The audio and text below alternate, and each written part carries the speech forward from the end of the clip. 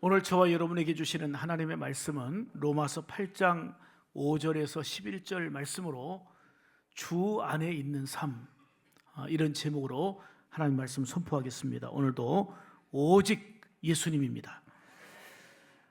저와 여러분을 한마디로 표현한다면 예수 안에 사는 사람들입니다. 예수 안에 살아야 될 사람들이다, 그 말이죠. 우리가 한순간이라도 예수님을 떠나서는 살아갈 수 없는 존재입니다. 제 지금 목양실에는 두 종류의 어항이 있습니다. 하나는 열대어 종류로 이 구피 종류가 있고요. 또 하나는 민물고기가 들어 있습니다. 누가 이제 저기 운주 계곡에서 잡아놓은 건데 아주 활발하고 잘 삽니다. 밥을 주면 점프해가지고 먹는데 얼마나 그 광경이 활기차고 멋있는지 모릅니다. 그래서 얘들이 점프력이 좋다 보니까 뚜껑을 투명한 걸로 뚜껑으로 잘 닫아두거든요. 근데 조금 틈새가 있는데 어느 날 그 점프해가지고 바닥에 떨어져서 파닥파닥 하는 걸 제가 봤어요. 그리고 그걸 집어가지고 넣었더니 다시 활기차게 물속에 움직이는 것을 보았는데, 또 어떤 경우는요, 드물긴 하지만 그 어떻게 조금 벌어진 틈새로 점프해가지고 바닥에 떨어졌는데 며칠이 됐는지 완전히 마른 멸치처럼 돼버렸어요. 여러분, 물고기는요, 물을 떠나면 죽습니다. 이처럼 성경은 뭐라고 말씀하고 있냐면, 우리가 건강하고 그리고 많은 것을 갖추고 사는 것 같아도 예수님을 떠나면 영적으로 죽게 됨을 말씀하고 있습니다. 그러므로 어떤 일이 있어도 지금 눈앞에 보이는 현실과 현상이 괜찮아 보여도 예수님을 멀리하거나 떠나지 말고 늘 주 안에 있는 삶, 예수 안에 사는 삶이 되어야 될 줄 믿습니다. 요한복음 15장 5절에 그렇게 말씀하고 있어요. 같이 읽습니다. 시작. 나는 포도나무요 너희는 가지라. 그가 내 안에 내가 그 안에 거하면 사람이 열매를 많이 맺나니 나를 떠나서는 너희가 아무것도 할 수 없음이라. 아멘. 아멘. 이 두 가지 약속을 하고 있어요. 하나는 예수님 안에 거하는 삶은 약속하신 말씀대로 많은 열매를 맺게 되고, 그러나 생명나무가 되시는 예수님을 떠나서는 너희가 아무것도 할 수 없다. 그런데 볼 때 예수님 없이도 할 거 많은데, 예수님 없이도 내가 자유롭게 활보할 수 있는데, 여러분, 영원이라고 하는 그 세계 속에서 우리의 살아가는 육신적 현실은 한 점보다도 작아요. 이 땅의 현실적인 것만 아니라 영원을 약속하신 우리 주님께서 나를 떠나서는 너희가 아무것도 할 수 없고, 예수 그리스도 안에 거하는 삶은 많은 열매가 있음을 약속하고 있습니다. 그래서 오늘 7절에도 보면 이렇게 말씀해요. 너희가 시작. 너희가 내 안에 거하고 내 말이 너희 안에 거하면 무엇이든지 원하는 대로 구하라. 그리하면 이루리라. 아멘. 예수님 안에 거하는 삶, 즉 주님 안에 있는 삶이 되어야 된다 하는 걸 말씀하고 있는 것입니다. 좀 이따 부를 찬송이기도 하지만 정말 우리가 은혜롭게 부르는 찬송이 있어요. 370장 주 안에 있는 나에게. 이 찬송은 1898년에 그 히윗이 작사하고 그리고 커크 패트릭이 이제 작곡한 이런 곡이거든요. 근데 히윗 여사가 1887년도에 그 겨울이었는데 일탈 청소년, 불량 청소년을 좀 이제 교화한다고 교화하던 중에 이 청소년에게 보복을 당해가지고 폭행을 당했습니다. 그래서 히윗 여사는 이 척추가 손상을 입고 무려 7개월 동안 병원에서 대소변 받아내면서 꼼짝도 못하고 누워있는 그런 상황이 됐습니다. 평소 예수를 믿는 사람이었지만 오랜 동안 병상에 누워 대소변까지 받아내는 생활이 계속되면서 신경은 날카로워졌고요. 매사에 짜증을 냈습니다. 내 신세가 왜 이런가 싶어가지고 짜증을 내고 원망 불평을 했습니다. 거기에다가 나를 폭행한 그 소년 정말 죽이도록 미웠고 증오심으로 불타고, 그러다 보니까 삶은 늘 무겁고 우울할 수밖에 없었습니다. 그러던 오늘 봄날이었는데 그 병실을 청소하는 그 여사가 흑인 여인이었는데, 흑인 청소부가 병실을 청소하면서 혼자 흥얼흥얼하면서 찬송 부르는 거예요. 흑인 여사는 이것도 기분이 나빴습니다. 나는 이 봄날에 움직일 수도 없고 어디 나갈 수도 없는 이런 처지인데, 기분이 우울한데 쥐는 뭐가 좋다고 흥얼거리며 찬송하고 있나 싶어가지고 그냥 버럭 역정을 냅니다. 그러면서 하지 말아야 될 말을 했습니다. 이봐요, 청소부 주제인 당신이 뭐가 그리 좋다고 싱글벙글 노래하면서 있습니까? 라고 버럭 역정을 낸 겁니다. 이때 흑인 청소부 아줌마가 히읗 여사에게 이렇게 말합니다. 자매님, 저는 예수를 믿는 사람입니다. 예수 믿는 저에게도 고난이 있고 시련이 있고 힘든 일이 있는데요, 그 힘들고 어려운 환난을 우리 주님께서 감사로 찬송으로 바꿔주시거든요. 저는 그 주님을 믿고 살아요. 그래서 저는 청소를 하면서도 주님께서 힘주시니 감사가 되고 찬송이 됩니다 라고 말하는 겁니다. 그 휘 여사가 쓴 글에 보면 이때 이 말을 듣고 전기에 감전된 것처럼 충격을 받았다 그랬어요. 나 그동안 교회 다녔고 그동안 예수 믿는다고 믿었는데 정말 끔찍한 이러한 폭행으로 인해서 대소변을 받아내며 7개월을 누워있는 이 상태에서는 나에게는 분노, 원망, 짜증으로 가득했고, 그런데 이 여인이 한 말을 듣고, 이 아줌마가 한 말을 듣고 정말 전기에 감전되는 것처럼 충격을 받으면서, 그렇다, 나의 삶을 돌이켜보니까 평생 예수 믿고 살아왔던 나에게 왜 이런 시련이 오나, 나에게 이런 끔찍한 환난이 있나, 이런 생각에 나는 분노가 있었고 원망과 짜증 섞인 말을 하고 있었는데, 이거를 하나님 앞에 회개하기 시작한 거예요. 내가 비록 고통스럽지만 이 상황에서 분노와 짜증만 냈던 자신을 온전히 하나님 앞에 회개하며 눈물로 회개할 때에 성령의 놀라운 위로하심과 감동의 역사가 임했습니다. 이때 성령의 감동으로 쓰여진 시가 바로 370장입니다. 주 안에 있는 나에게 딴 근심이 있으랴. 십자가 밑에 나가 내 짐을 풀었네. 주님을 찬송하면서 할렐루야. 내 앞길 멀고 험해도 나 주님만 따라가겠다. 지금 척추가 고쳐진 게 아니에요. 대소변 받아내는 거 달라진 거 아니에요. 여전히 고통스럽고 힘든 환경 그대로지만 내 생각이 바뀌고 내가 정말 주님의 은혜를 힘입고 위로를 힘입으니까 짜증, 분노, 원망, 불평이 감사로 찬송으로 바뀌게 된 거예요. 내가 몸이 나았기 때문에 찬송하는 게 아니에요. 여전히 누워있는 신세예요. 여전히 대소변을 받아내는 그런 정말 끔찍한 처지지만 바로 내가 주 안에 있는 삶이 되니까 그 원망, 짜증, 불평이 감사로, 그리고 하나님을 높이는 찬송으로 바뀌어진 거, 그게 바로 370장이에요. 사랑하는 여러분, 놀라운 것은 상황은 달라지지 않았지만 하나님께 감사로 찬송할 때에 그 마음에 놀라운 위로가 있었고, 무엇보다도 죽이고 싶었도록 미웠던 증오감과 분노가 사라진 거예요. 사랑의 마음으로 그를 불쌍히 여기는 마음을 갖게 되고 용납하게 되었고, 더 놀라운 은혜는 지긋지긋했던 척추의 아픔, 그것도 깨끗하게 치료가 됐어요. 치료가 되니까 감사한 게 아니에요. 달라지니까 찬송한 게 아니에요.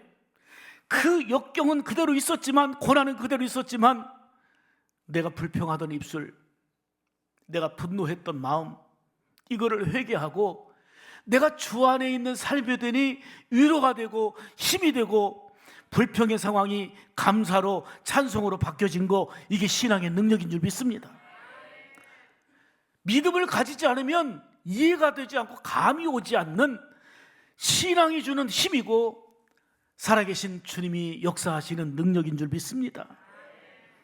그래서 희윗 여사가 370장을 비롯해서 그때부터 수많은 찬송시를 썼는데 지금 우리가 부르는 이 찬송가에 6곡이 담겨 있어요. 6곡이 담겨 있는데 보니까 제가 찾아보니까요, 주옥 같은 은혜로운 찬송들이에요. 예를 든다면 270장 하나님이 말씀하시기를, 이 찬송, 428장 내 영혼의 햇빛이니 이 찬송, 그리고 453장 예수도 알기 원하네 이 찬송, 그리고 539장 너 예수께 조용히 나가 이 찬송 등 6곡이 수록되어 있어요. 사랑하는 여러분, 비록 힘들고 어려운 순간 이유를 알 수 없는, 예수 믿어도 고난이 있는데, 예수 믿는 사람은 고난이 없는 게 아니고 역경이 없는 게 아니고 당연히 원망하고 분노하고 불평하던 입술이 그 예수로 충만하여 그분의 위로와 은혜를 힘입으며 원망 불평이 감사로 바뀌고 찬송으로 바뀌는 삶이 곧 주 안에 있는 삶인 줄 믿습니다. 바울 보세요. 복음 전하다가 칭찬을 받습니까? 아니면 박수를 받습니까? 억울하게 감옥에 갇혀서 묶이고 그리고 매질당하고 이루 말할 수 없는 처참한 고통스러운 환경에 처하지만 그 마음 중심에는 기쁨을 빼앗기지 않았습니다. 왜요? 늘 주님 안에 있는 삶이었기 때문에 가능했던 일입니다. 그래서 오히려 옥 밖에 있는 성도들을 향해서 뭐라고 외칩니까? 빌립보서 3장 1절에 보면 주 안에서 기뻐하라. 기뻐하는 이유는요, 내가 주 안에 있기 때문에 가능하다 그 말이에요. 빌립보서 4장 4절 보실까요? 같이 봅니다. 시작. 주 안에서 항상 기뻐하라. 내가 다시 말하노니 기뻐하라. 아멘. 아멘. 내가 기뻐할 수 있는 조건과 환경이 있어서 기뻐한 게 아니에요. 내가 주 안에 있기 때문에 기뻐할 수 있는 거예요. 원망과 불평의 늪에 허덕이지 않고 분노와 미움과 증오의 늪에 빠지지 않고 내가 주 안에 있기 때문에 그걸 이겨낸 기쁨으로, 감사로, 찬송으로 승화된 삶, 이게 바로 믿음이 주는 능력이고 은혜인 줄 믿습니다. 여러분, 환경과 여건이 좋아서 기뻐하는 거는요, 순간이에요. 그게 계속 그 환경이 되면 감사할 줄 아는데 감사가 메말라요. 당연하게 여기니까. 그보다 조금 못해지면 또 속상해지는 거예요. 사랑하는 여러분, 그러나 주 안에 있는 삶은 근심과 걱정이 수없이 밀려오지만 이러한 것들을 이겨내고 기쁨과 찬송하는 삶이 되는 줄 믿습니다. 이게 신앙이에요. 이게 신앙. 비록 삶은 힘들고 어려워도 주 안에 있을 때에 넉넉히 이기는 삶이 될 줄 믿습니다. 내 힘과 내 의지가 아닙니다. 넉넉히 이기게 하시는 주님의 손길, 그 은혜의 역사 때문인 줄 믿습니다. 사랑하는 여러분, 저와 여러분은 로마서 8장에서 선포하고 있는 말씀대로 예수님을 생명의 구주로 믿어서 죄와 사망의 법에서 해방되고 구원과 생명의 은혜를 입은 복된 존재들인 줄 믿습니다. 사망에서 영생으로 옮겨진 그야말로 무엇과도 비교할 수 없는 복된 하나님의 사람들입니다. 요한복음 5장 24절에 말씀하고 있습니다. 시작. 내가 진실로 진실로 너희에게 이르노니 내 말을 듣고 또 나 보내신 이를 믿는 자는 영생을 얻었고 심판에 이르지 아니하나니 사망에서 생명으로 옮겼느니라. 크게 하면 합시다. 아멘. 아멘. 예수님을 생명의 구주로 믿어 하나님의 자녀된 우리가 여전히 고난도 있고 역경도 있다 할지라도 넉넉히 이기게 하시는 주님이 함께 하실 뿐만 아니라 우리가 새롭게 거듭난 새 생활을 해야 될 이유는 성령으로 거듭난 주 안에 있는 자의 삶이 그러해야 된다 그 말입니다. 로마서 12장 2절을 더 보신 다음에 말씀 설명합니다. 시작. 너희는 이 세대를 본받지 말고 오직 마음을 새롭게 함으로 변화를 받아 하나님의 선하시고 기뻐하시고 온전하신 뜻이 무엇인지 분별하도록 하라. 아멘. 아멘. 여러분, 눈앞에 보여지는 현실과 세상을 본받지 말고 세상을 부러워하며 따라가지 말고 오직 마음을 새롭게 함으로 뭘 받아? 변화를 받아. 하나님이 기뻐하시는 뜻이 무엇인지 분별하고 살아가라 하는 것입니다. 다시 말하면 저와 여러분들은 믿음의 옷을 입어야 돼요. 어디서든지 어느 자리에 앉아있든 어느 자리에 서 있든지 누가 보든 안 보든 믿음의 옷을 입고 살아야 돼요. 예수님의 믿음의 옷으로 갈아입고 살아가는, 그래서 예수 믿는다면 변화가 있어야 되는 거예요. 여러분, 믿음은 생명력이고 변화 주는 능력이에요. 그래서 진정한 믿음이 있으면 삶이 변화되는 거예요. 변화되지 않는다는 게 뭐예요? 주님이 기대하시는 믿음이 약하거나 믿음이 없는 거예요. 교회를 10년, 20년 다니고 그토록 예배를 드려도 여전히 미움과 증오와 그리고 이간질과 온갖 죄악으로 가득하다는 것은 완벽하다는 얘기가 아니에요. 바로 성령 안에서 거듭난 새 생활을 이루지 못하는, 즉 주 안에 있는 삶이 되지 못하기 까닭입니다. 저와 여러분들은 어디에서든지 믿음의 옷을 입고 예수 믿는 자다운 삶이 되어야 될 줄 믿습니다. 하나님께서는 오늘 본문을 통해서 주 안에 있는 성도들, 주 안에 사는 삶이 어떤 삶인지를 오늘도 세 가지로 말씀하기에 이 말씀을 증거합니다. 첫째로, 주 안에 있는 삶이 되려면 따라서 합시다. 육신을 따르지 말고 영을 따라 살아라. 아멘. 자, 5절 보신 다음에 말씀드립니다. 본문 5절입니다. 시작. 육신을 쫓는 자는 육신의 일을, 영을 쫓는 자는 영의 일을 생각하나니. 아멘. 아멘. 여러분, 육신을 따르고요, 육신의 현실을 따라 살면 야 부럽다, 너무 부럽다, 이런 것도 많이 보여집니다. 그러나 육신만 쫓던 지난날의 과거의 삶과는 달리 이제는 영을 따르고 그리고 성령의 인도함 따라 살아가는 그런 삶이 되어야 됨을 거듭 말씀하고 있는 것입니다. 보십시오. 성경에 보면 분명합니다. 너무너무 정확합니다. 수많은 사람들이 이 땅에 섞여 살고 있지만 양의 삶을 사는 사람과 불순종하며 들이받는 염소의 삶을 산 두 종류로 구분이 됩니다. 양과 염소는 섞여 삽니다. 그렇지만 마지막 때에 양과 염소는 구별해 놓으신다는 거예요. 이 땅에는 비슷해 보이지만 쭉정이도 있고 알곡도 있습니다. 그러나 쭉정이와 알곡은 이제는 마지막 때에 알곡은 천국 곳간에 드리고 쭉정이는 불태워진다 그랬어요. 그러니까 쭉정이와 같은 신앙생활, 이게 중요한 게 아니라 우리 안에 열매, 알곡이 있어야 된다 그 말이에요. 그리고 좁은 길로 가는 자가 있고 많은 사람들이 편하니까, 많은 사람들이 가니까 넓은 길로 가는 길이 있는데, 넓은 길로 가는 것은 멸망의 길이고 비록 길은 좁고 사람들이 가는 것을 싫어하지만 그 생명의 길은 우리가 가야 할 길임을 주님이 친히 말씀하고 있는 것입니다. 또 한 가지는 육신을 쫓아 육에 속한 삶을 살아가는 사람이 있는가 하면 이 땅에 살지만 영에 속한 자로서 성령을 따라가는 삶이 있다. 이렇게 두 종류로 대별해서 말씀하면서 양의 삶을 살아라, 알곡이 되어라, 영에 속한 삶을 살아라 말씀하고 있는 줄 믿습니다.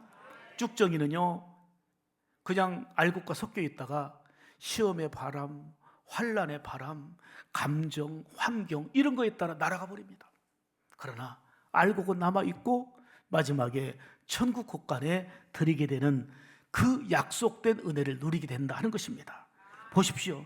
수많은 성경의 인물들을 보면 그러한 분명한 내용들을 증거합니다.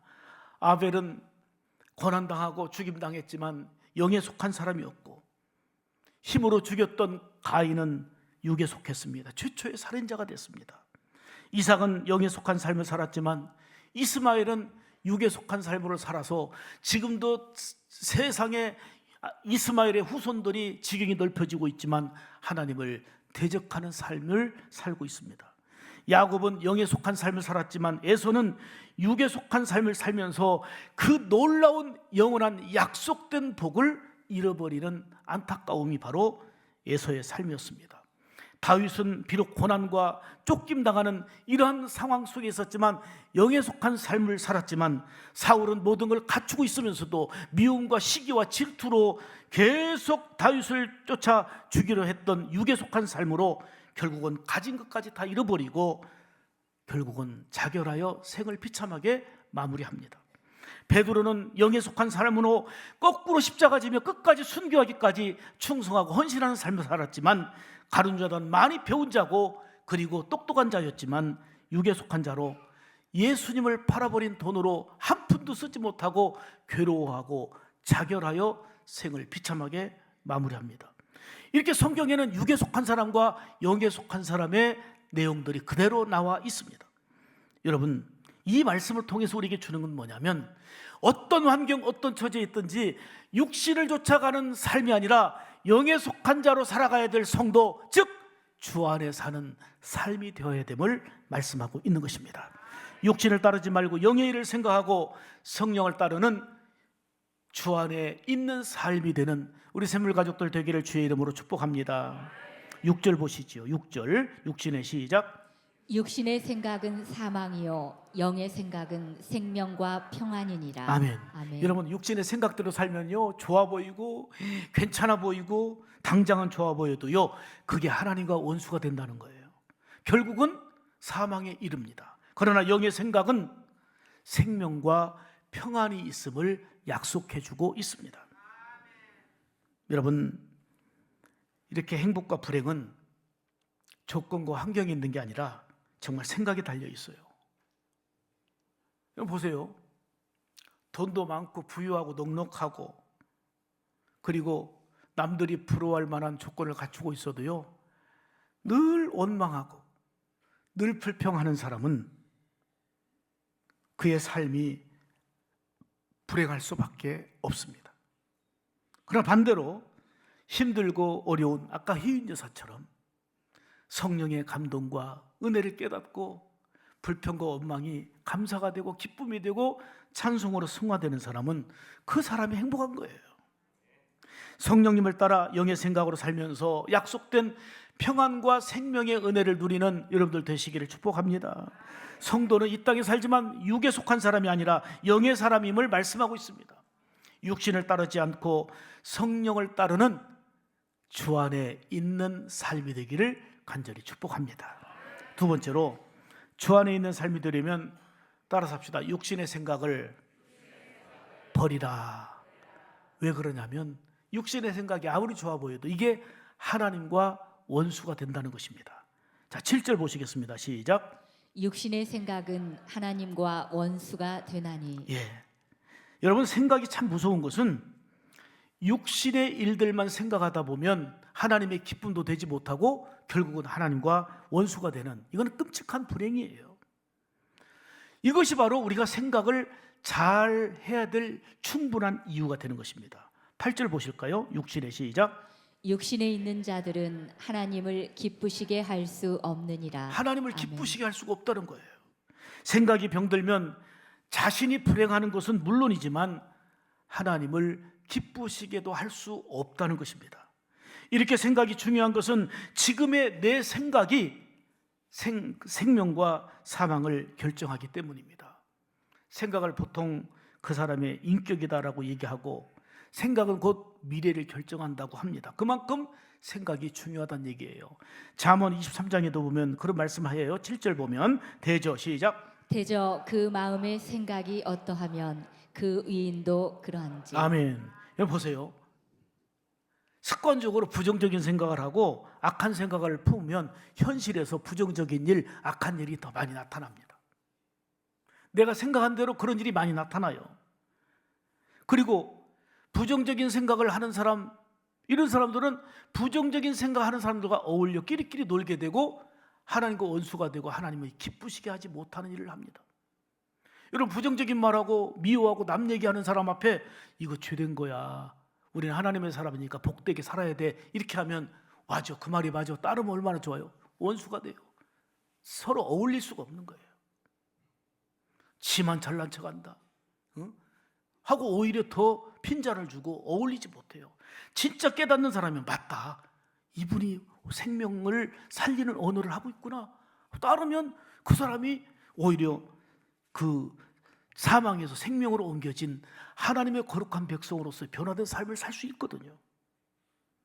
부정적인 사람들과 함께 죄짓고 하나님의 기쁨이 되지 못할 뿐만 아니라 하나님과 원수가 되는 불행이 되는 것입니다. 우울한 생각은 우울한 감정에 빠져서 아무것도 하기 싫고 자신감도 다 상실하게 됩니다. 그러나 보십시오, 아까 희윈 여사도 얘기했지만 은혜의 생각과 감사한 생각을 품으면 현실은 그대로지만, 환경은 그대로지만 표정도 밝아지고 행복한 일들이 뒤따르게 되는 것입니다. 그래서 골로새서 3장 2절에는 하나님의 거룩한 백성들의 이 생각을 하라고 말씀하는 거예요. 무슨 생각을? 위의 것을 생각하라.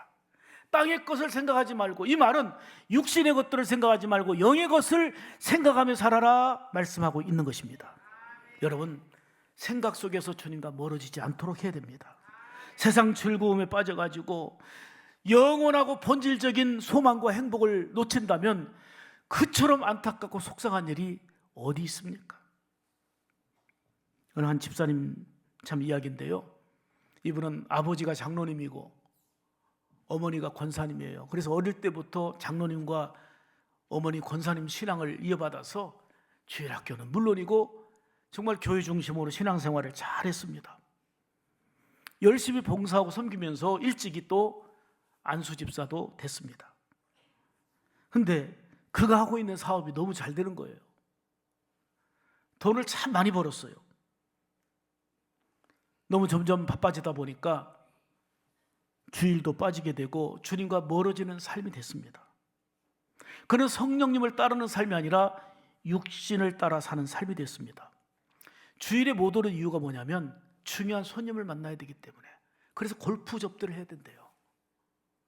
옛날에는 하나님이 최고 중요한 분이었습니다. 하나님이 먼저였는데 지금은 골프 접대를 해야 될 그 사람이 더 중요했기 때문에 주일도 골프 접대한다고 수없이 빠졌습니다. 거기에다가 몸은 건강하지요. 사업은 너무 잘 되지요.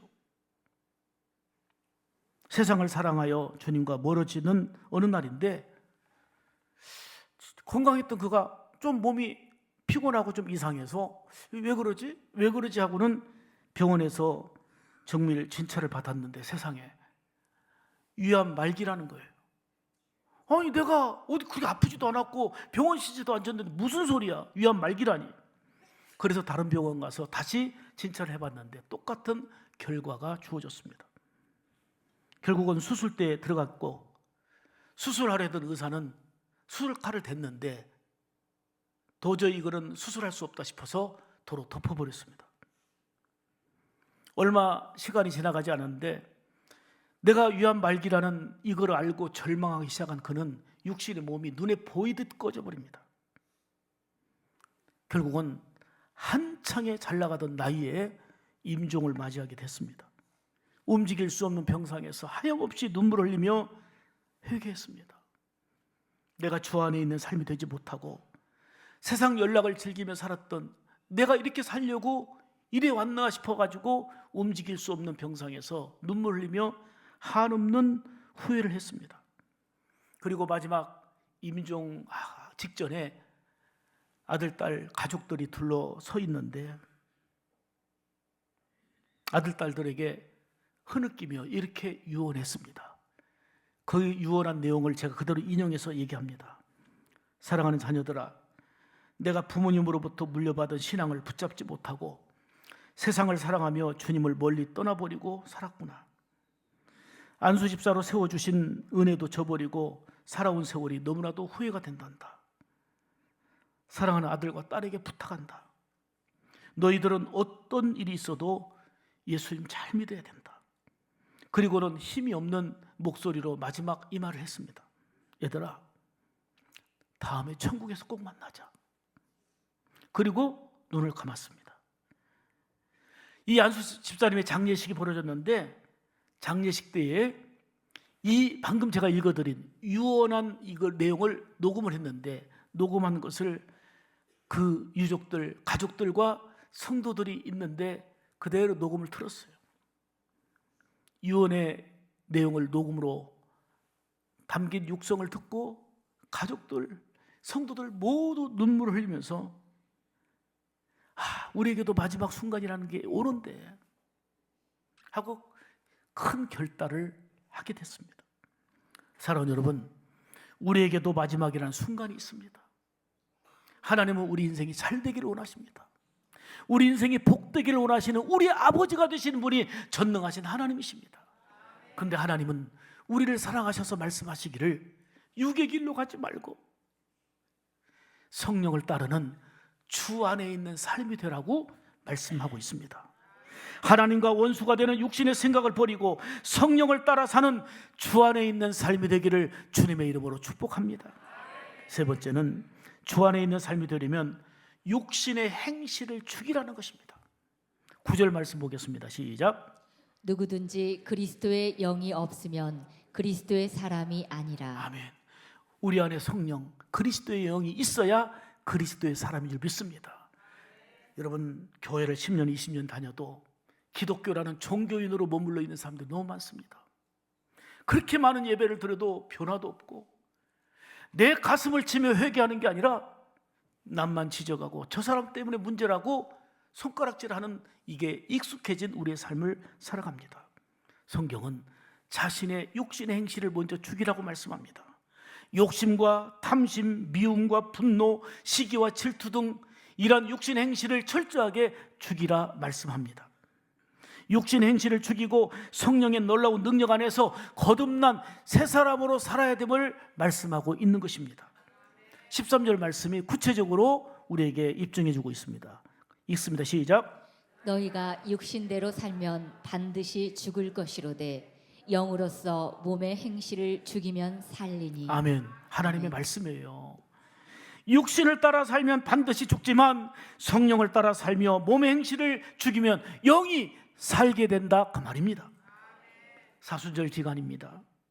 어느 때나 그래야 되겠지만 더욱더 절제하며 보다 경건한 믿음의 생활을 위해서 힘쓰는 삶이 되어야 될 줄 믿습니다.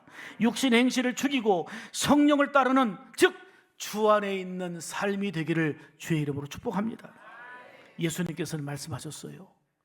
너희가 나를 따라오려거든 자기를 부인하고 자기 십자가를 지고 나를 따르라 그랬어요. 자기를 부인하라는 말은 육신의 행실을 십자가에 못 박고 죽여야 된다는 거예요.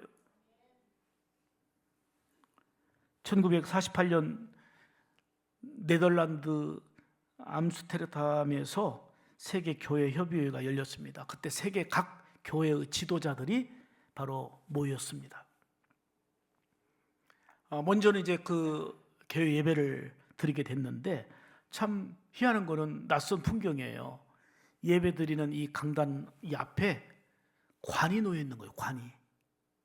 그리고 거기에는 하얀 국화꽃들로 장식이 되어 있었습니다. 거기 모인 사람들이 이 뭐지? 이번에 참석한 누가 갑작스럽게 돌아가셨나? 그래서 장례를 치러야 되나? 등등 생각이 여러 가지 교차하게 됐습니다. 관을 앞에 두고 그리고 하얀 국화로 장식한 이러한 상황 가운데 예배는 다 마쳤습니다.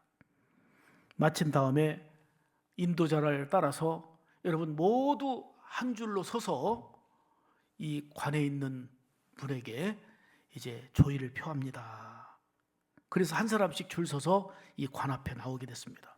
관 뚜껑은 열려져 있었어요.